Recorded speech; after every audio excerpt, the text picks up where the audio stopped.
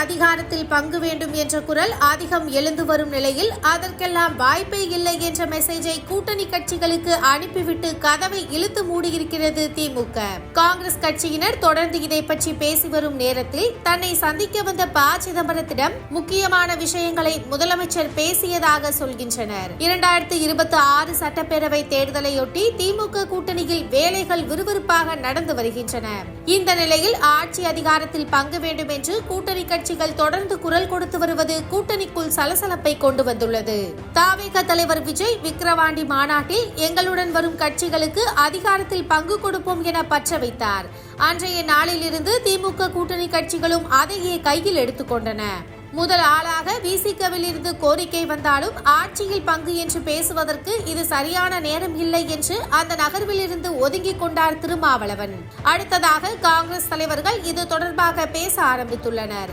தமிழக காங்கிரஸ் மேலிட பொறுப்பாளர் கிறிஸ் சோடங்கர் காங்கிரஸ் கட்சி ஆட்சியில் பங்கு வகிக்கும் என சொல்லி புயலை கிளப்பினார். அவரது கருத்து தமிழ்நாடு காங்கிரசின் கருத்துதான் என்று தமிழ்நாடு காங்கிரஸ் தலைவர் செல்வ பெருந்தகையும் ஆமோதித்தார். அந்த வரிகளை மட்டும் எடுத்து காங்கிரஸ் கட்சியின் அதிகாரப்பூர்வ சமூக வலைதள பக்கங்களிலும் பகிர்ந்திருக்கின்றனர். இவர்கள் மட்டுமின்றி இடதுசாரிகளும் இதே மாதிரியான பாணியை கையாள தொடங்கியிருக்கும் நிலையில் அதற்கு முற்றுப்புள்ளி வைத்திருக்கிறது திமுக தலைமை.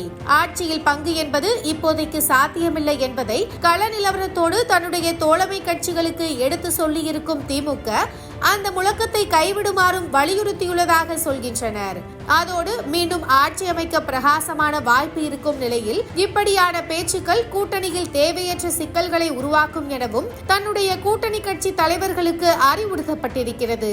எதிர்க்கட்சிகளும் கூட்டணி தொடர்பான விமர்சனத்தை கையில் எடுத்திருக்கும் நிலையில் இதையெல்லாம் கணக்கிட்ட திமுக தலைமை தேர்தல் அறிவிக்கப்பட்ட பிறகு தொகுதிகள் குறித்து பேசிக் கொள்ளலாம் என்றும் சொன்னதாக தெரிகிறது. சமீபத்தில் முதலமைச்சர் மு க ஸ்டாலினை சந்தித்த காங்கிரஸ் மூத்த தலைவரும் முன்னாள் மத்திய அமைச்சருமான ப. சிதம்பரத்திடம் இது குறித்து முதலமைச்சர் விரிவாக பேசியதாகவும் அதனை ஏற்றுக்கொண்ட ப. சிதம்பரமும் தேசிய தலைமையிடம் இது குறித்து தெரிவிப்பதாக உறுதியளித்திருப்பதாகவும் கூறப்படுகிறது.